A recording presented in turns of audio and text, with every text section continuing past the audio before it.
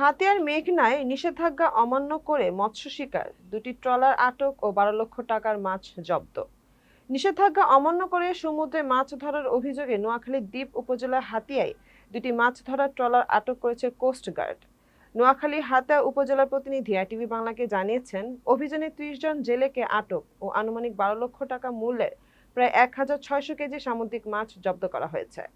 বিষয়টি নিশ্চিত করেছেন কোস্টগার্ড দক্ষিণ জোনের মিডিয়া কর্মকর্তা লেফটেন্যান্ট কমান্ডার হারুনুর রশিদ। রোববার ভোররাতে হাতিয়ার মেঘনা নদীর চেয়ারম্যান ঘাট এলাকায় কোস্টগার্ড দক্ষিণ জোনের একটি বিশেষ টিম অভিযান চালিয়ে ট্রলার দুটি আটক করে। পরে জব্দকৃত মাছ স্থানীয় এতিমখানা ও দরিদ্র পরিবারের মাঝে বিতরণ করা হয়। পরবর্তীতে উপজেলা মৎস্য কর্মকর্তা ফাহাদ হাসান এবং স্থানীয় প্রশাসনের উপস্থিতিতে ট্রলার দুটিকে 1,80,000 টাকা জরিমানা করা হয়। এ বিষয়ে উপজেলা মৎস্য কর্মকর্তা ফাহাদ হাসান বলেন, সামুদ্রিক মৎস্য সংরক্ষণ ও ব্যবস্থাপনা আইন 2020 অনুযায়ী প্রতি বছর 15 এপ্রিল থেকে 11 জুন পর্যন্ত 58 দিন সমুদ্রের সব ধরনের মাছ ধরা নিষিদ্ধ থাকে।